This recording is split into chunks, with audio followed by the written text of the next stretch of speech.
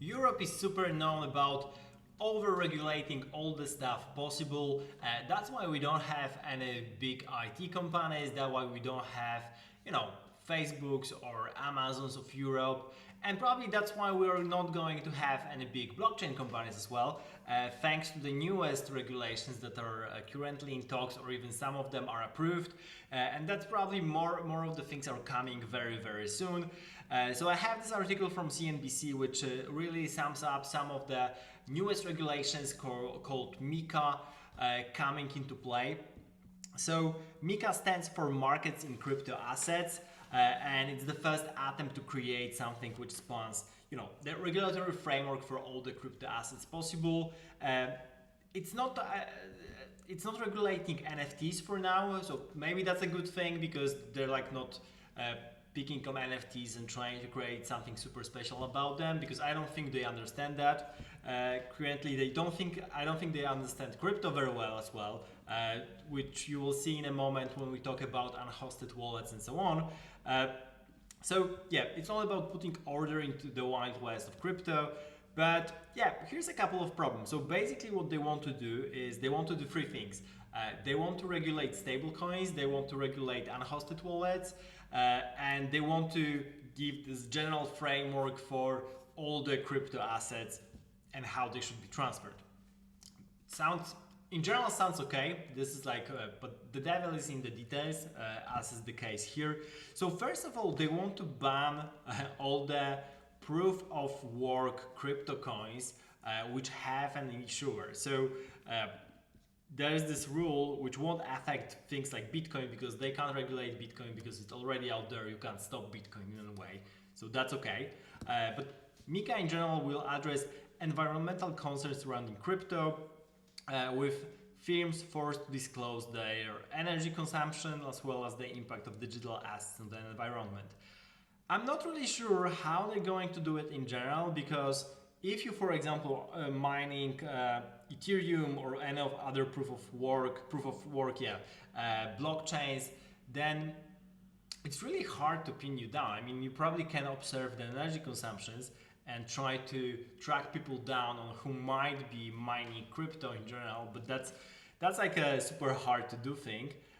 So they're expecting people to hand them what they're doing, but they're also talking about firms, and there are probably like many individuals mining as well. Also things like mining Bitcoin. Well, Bitcoin is pretty much industrialized at this point. Most of the mining to some extent was in China, then it started moving to the US and other countries because of the China regulations. So it's again being mined all over the world, but it's more concentrated and industrialized. So probably they think about this kind of companies, and I don't think they have to worry because none of those companies is coming to Europe anyway. So yep, okay. It will probably affect individuals that were, having maybe one ASIC machine mining Bitcoin, or maybe a bunch of GPUs farmed together. I don't know. I'm not sure. I don't think they understand what they're doing. The next thing, okay, so they talking about the NFTs, but they're not really picking that out. So there's nothing in particular about NFTs in this regulation. So that's okay. The next thing is unhosted wallets. So I think like at this stage they really don't understand what they're doing, because you will need to basically report everything that is over 1,000 euro coming from the unhosted wallets. But the problem is that how are you going to really enforce that? I guess you can enforce that on the exchanges, because all the transactions between the unhosted wallets, that's untrackable to the extent. Plus, like everyone can create like millions of unhosted wallets in a minute. That's not really a problem. The problem is like really what are those transactions in the end. So I guess like in the end you probably can put more regulations on exchanges and try to force that. But then yeah, it depends like how they're going to do that. I imagine like every time you will have your your own Ethereum wallet going into things like Binance, Kraken, and so on, you will have to say, hey, this is my wallet. I promise that, you know, like all the funds are gotten in the legitimate way, blah blah blah blah blah. So it will only amount to more reporting, I guess.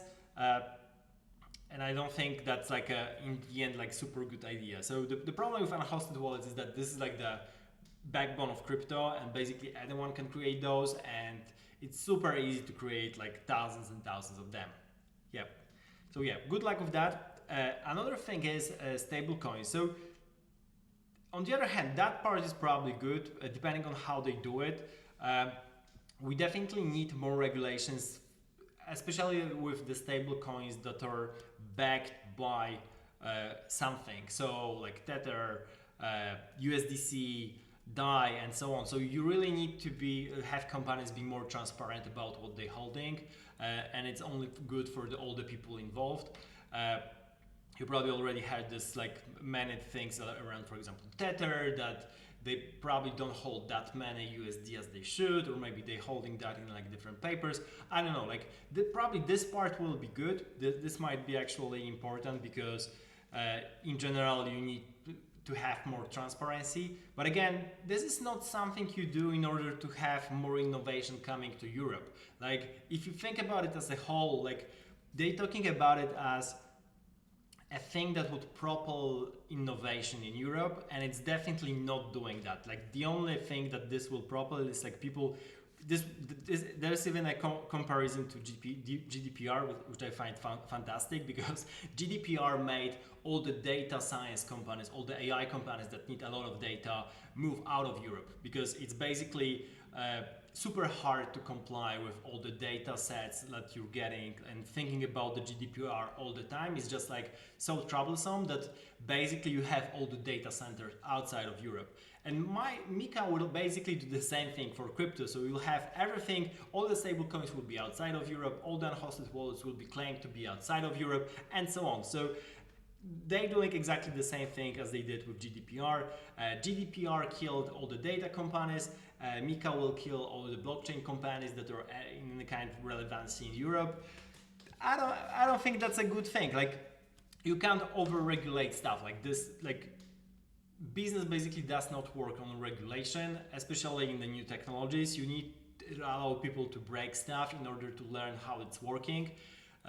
In general, yeah, definitely crypto needs some regulation, stablecoins need some regulation, but you should be, first of all, you should allow people to create crypto companies in an easy way. What really crypto needs right now is clear definitions of like, what's a crypto asset, what kind of taxes you will pay in different countries, then maybe you will need how to create a crypto company. You probably need something like what was done in a couple of states in the US, meaning that you probably need what is a DAO, and that you can like legally register DAO as some kind of form of LLC, stuff like that. So that would really bring innovation, because then you would say, hey, you can do crypto, you do it just like in this way and this way, and that's awesome, but everything else is great. Regulating in this form that European Union is doing, meaning taking it from the negative perspective, so thinking about like, oh, you're definitely money laundering if you're doing crypto, or you're definitely doing something illegal if you have unhosted wallets, or like whatever other bullshit they're pulling out. This is not the way to do crypto and to actually welcome innovation in any kind of form. So yeah, I wanted to do a video about it because this is probably important in Europe, but again, Europe is not in any way relevant in the blockchain world. It's not relevant in the technology world. And it won't be. It won't be thanks to all the regulations. I live most of the time in Europe, but thinking more and more about like going away because of things like that. It's just much easier to run a company if you are living in a country which is more open to those kind of things. Yeah, really, don't over-regulate stuff. That's it. Subscribe to the channel and see you in the next episode.